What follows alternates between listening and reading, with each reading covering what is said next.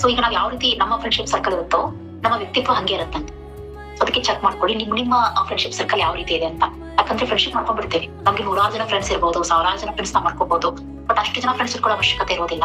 So ಒಬ್ಬರೇ ಒಬ್ರು correct ಆಗಿ ನಾವು ಹುಡುಕಿ ಒಬ್ಬ ಫ್ರೆಂಡ್ ಮಾಡ್ಕೋಬೇಕು. ಸೊ ಆ ಒಂದು ಫ್ರೆಂಡ್ ಜೊತೆ ಇರೋದ್ರಿಂದ ನಮ್ಮ ವ್ಯಕ್ತಿತ್ವವೇ ಬದಲಾಗಬೇಕು. ಸೊ ಆ ಒಬ್ಬ ಫ್ರೆಂಡು ಒಂದು ಪುಸ್ತಕಕ್ಕೆ ಸಮಾನಾಗಿರ್ಬೇಕು. ಅಷ್ಟು ಅದನ್ನು ಒಂದು ಲೈಬ್ರರಿ ಒಳಗಿರುವಂತ ಎಲ್ಲಾ ಪುಸ್ತಕಕ್ಕೂ ಆ ಒಬ್ಬ ಫ್ರೆಂಡ್ ಸಮಾನಾಗಿರ್ಬೇಕು. ಅಷ್ಟು ಹೈ ನಾಲೆಜ್ ಇರುವಂತಹ ಒಬ್ಬ ವ್ಯಕ್ತಿ, ಸರಿಯಾದ ಮಾರ್ಗದಲ್ಲಿ ನಡೆಯುವಂತಹ ಒಬ್ಬ ವ್ಯಕ್ತಿ, ಸೊ ಅಧ್ಯಾತ್ಮದಲ್ಲಿರುವಂತವರು, ಪ್ರತಿಯೊಂದು ಜೀವನದ ಸೂಕ್ಷ್ಮತೆಗಳನ್ನು ತಿಳ್ಕೊಳ್ಳುವಂತಹ ಒಬ್ಬ ಶಕ್ತಿ ಇರುವಂತಹ ಒಬ್ಬ ಫ್ರೆಂಡ್. ಸೊ ಅಂತ ಒಬ್ಬ ವ್ಯಕ್ತಿ ಇದ್ರೆ ಸಾಕು, ಅವ್ನು 100 ಜನ 1000 ಜನ ನಡ್ಕೊಳ್ಳೋದಕ್ಕಿಂತ.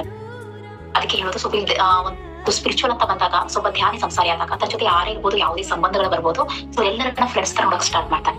ಯಾಕಂದ್ರೆ ಫಸ್ಟ್ ಸ್ಪಿರಿಚುವಲ್ ಬರುತ್ತೆ ಏನಂದ್ರೆ ನೋ ಅಟ್ಯಾಚ್ಮೆಂಟ್ ಮಾಡ್ಕೊಳಂಗಿಲ್ಲ, ಅಟ್ಯಾಚ್ಮೆಂಟ್ ಒಳಗಾಗಂಗಿಲ್ಲ. ಸೊ ಇಲ್ಲಿ ಏನಾಗಿರ್ಬೇಕಪ್ಪ ಅಂದ್ರೆ ಸೊ ಎಲ್ಲಾ ಕೆಲಸಗಳು ಮಾಡ್ಬೇಕು, ಕರ್ತವ್ಯಗಳ ಆಗುವಂಗ ಆಗ್ತಾ ಇರ್ಬೇಕು, ಆ ಪಾತ್ರಗಳನ್ನ ನಿರ್ವಹಣೆ ಮಾಡ್ತಾ ಇರ್ಬೇಕು, ಬಟ್ ಅಲ್ಲಿ ಅಟ್ಯಾಚ್ಮೆಂಟ್ ಆಗ್ಬಾರ್ದು.